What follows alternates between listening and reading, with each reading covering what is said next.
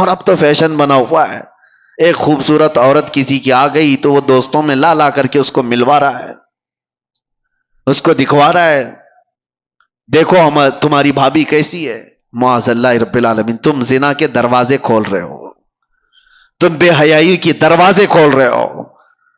تمہاری عورت بازار کی زینت نہیں ہے جو لا کر کے دکھا رہے ہو۔ ارے موبائل دکھا دیا، گھڑی دکھا دیا، جوتے چپل دکھا دیا، سمجھ میں آتی ہے کہ چلو اس کی اپنی خوشیوں کا اظہار کر رہا ہے، اپنی بیوی کو دکھاؤ گے دوسروں کے پاس، اور امید کیا رکھتے ہو سامنے والے سے؟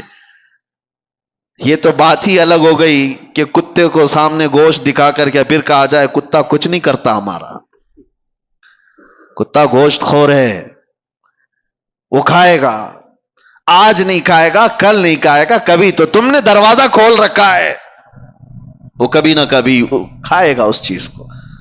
اسی لیے میرے عزیزوں، ایک بزرگ نے اپنے مرید سے کہا تھا، یہی لڑکیوں کے پردے اور حجاب کے بارے میں بات آئی تو انہوں نے کہا تھا، بیٹا گوشت خرید کر کے لانا، 2 کلو گوشت ایک کھلے برتن میں سر پر رکھ کر کے لانا، کپڑا مت ڈھانکنا۔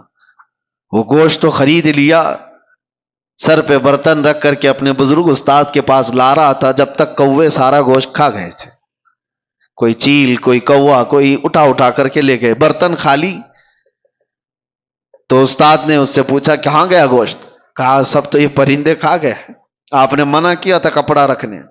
میں نے کہا، اس بزرگ استاد نے کہا، تم نے دیکھا یہ تھوڑے سے سفر میں چیل کوے کھلے گوشت کو چھوڑتے نہیں، تو تمہاری ماں اور بہنوں کو کھلا رکھو گے تو یہاں کے درندے کیسے چھوڑ دیں گے؟ یہ زنا کا عام ہونا، یہ بڑی بڑی باتیں کرتے ہیں۔ آج ریپ بہت ہونے لگ گیا، کیا سزائیں نہیں ہیں دنیا میں؟ آج تو اتنی سخت سزائیں، 20 سال کی سزائیں، عمر قید کی سزا ہے، پھانسی کی سزا ہے۔ ہم نے قید خانے میں دیکھا ہے کتنے آتے ہیں ریپ کیس میں۔ یہ 376 آپ کو معلوم ہوگا، مشہور ہے، جب بھی اس میں آتا ہے تو اس کو جیل میں بھی لوگ مارتے ہیں، وہ سب پتا ہے، سب کو معلوم ہے کہ اتنا سخت قانون ہے، پھر بھی بچتے کیوں نہیں ہے؟ اس کا سدباب روک تھام ہوتی کیوں نہیں؟ اتنا سخت قانون بچیوں کے ساتھ، جو نابالغ بچیاں ان کے ساتھ جب ریپ ہوتا ہے تو اس کا اور بڑا سخت قانون ہے، اس میں تو بیل بھی نہیں ہے، اس میں سخت قانون بھی اور جج بھی اور ساری عدالتیں اس کے ساتھ سختی کے ساتھ بھی پیش آتی ہیں، پھر بھی رکتی کیوں نہیں؟ ریشو آپ نکال کر کے دیکھو آپ کہ یہ کتنی کوانٹیٹی میں آج بھی یہ سارے معاملات ہو رہے ہیں، کیوں ہو رہے ہیں؟ قانون سے بھی لوگوں کا ڈر ختم کیوں ہے؟ وجہ یہ ہے میرے عزیزوں، جو میں نے شروع میں کارن بتایا، پہلی چیز رزق حرام جسم میں ہو تو عام لڑکی تو کیا، وہ اپنی ماں بہنوں کے اوپر بھی غلط نظر ڈال سکتا ہے۔ دوسری چیز، جب لباس دونوں لوگوں کا بے حیا ہو جائے، مردوں اور عورتوں کا، تو کب تک قانون بچائے گا؟ کب تک قانون بچائے گا؟ جہاں یہ تھوڑا سا تنہائی کا موقع پا جائیں گے تو پھر اس حیوانیت کی طرف آ جائیں گے۔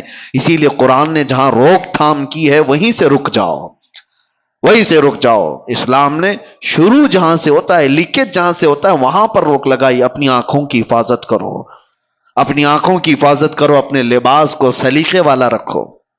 یہ جو آج نوجوان کبھی آتے ہیں تو مجھے بڑا تعجب بھی ہوتا ہے، میری عادت نہیں ہے ڈانٹ ڈپٹ کرنے کی، کسی کو سامنے ذلیل کرنے کی، کبھی بھی نہیں۔ کچھ بہت سارے اس طرح کی چیزوں میں ملوث آتے ہیں، لیکن ایک چیز، جب یہ پھٹے کپڑے پہن کے آتے ہیں، جینس ادھر سے پھٹی ادھر سے پھٹی، اور پھر کہتے ہیں یہ فیشن ہے، کس لیے پھاڑ کر کے پہن رہے ہو؟ سطر دکھانا۔ لوگوں کو یہ لگتا ہے کہ ماڈرن دنیا اب یہ کر رہی ہے تو ہمیں بھی کرنا چاہیے۔ اے نوجوان، کاش ایک بار تو کسی عالم سے پوچھا ہوتا میرے رسول اللہ کا لباس کیا تھا۔ تو دنیا داروں کو دیکھا وہ پھٹے ہوئے کپڑے پہن رہے تو تم بھی پہننے لگ گئے، وہ اپنا سطر دکھانے پر آئے تو تم بھی سطر دکھانے پر آ گئے۔ کون سی لائف جینے پر آ گئے؟ کون سی زندگی گزارنے پر آ گئے؟ تیسری ایک وجہ اور بتا دوں، بزرگوں نے فرمایا ہے کہ جب بندہ زیادہ گانے سنتا ہے تو اس سے زنا کے قریب جاتا ہے۔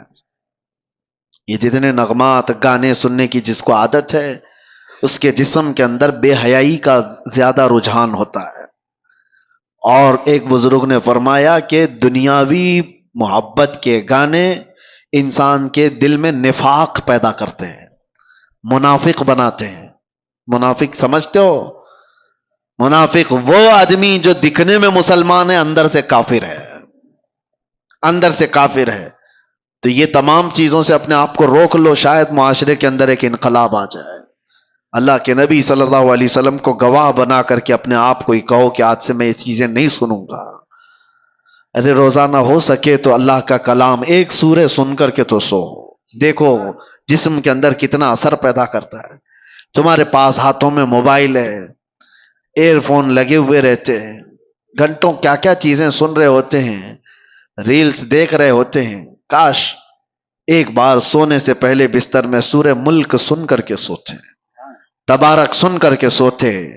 میرے آقا صلی اللہ تعالی علیہ وسلم کی حدیثیں ہیں، وہ بندہ جب مر جاتا ہے، قبر میں جاتا ہے، تو یہ سورہ ملک اللہ کے پاس جاتی ہے اور جا کر کے رب تبارک و تعالیٰ سے جھگڑا کرتی ہے. یہ لفظ ہے، بحث کرتی ہے کہ اے اللہ، یہ روزانہ مجھ کو تلاوت کرنے والا بندہ آج دنیا سے گیا ہے، اس کی بخشش کر دے، اسے معاف کر دے.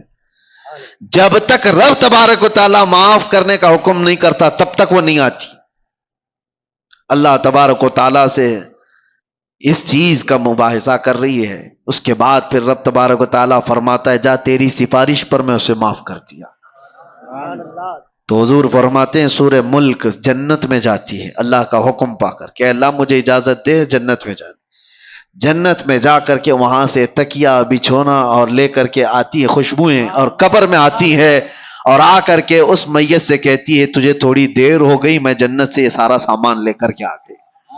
کون ہے ہمارا رفیق، کون ہے ہمارا دوست جو قبر میں جانے کے بعد یہ وہ بے حیائیوں کے گانے جن کو گانے کے بعد آدمی کافر بھی ہو جاتا ہے اور زنا کی طرف چلا جاتا ہے.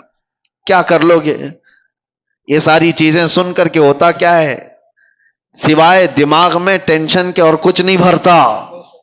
اور جب دنیا کی فکریں زیادہ ستائیں تو لوگ سمجھتے ہیں ایک کوئی گانا سن لیں، کوئی ایسا نغمہ سن لیں، سیڈ پوزیشن پہ آئے ہوئے ہیں، تمہارا سیڈ بڑھتا چلا جائے گا، غم بڑھتا چلا جائے گا.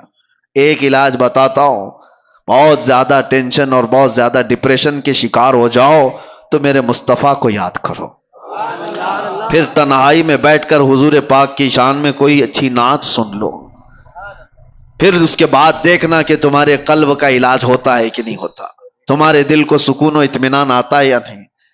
میں نے محسوس کیا ہے میرے عزیزوں، آنکھیں برس پڑتی ہیں حضور کو یاد کر کے. جب آدمی گھبرا کر کے حضور کو سننے کی کوشش کرتا ہے تو دل کی جتنی بھی بھڑاس ہے وہ نکل جاتی ہے. دیواروں کو پکڑ کر کے رونے کا من کرتا ہے، پھر سب کچھ ہلکا ہو جاتا ہے.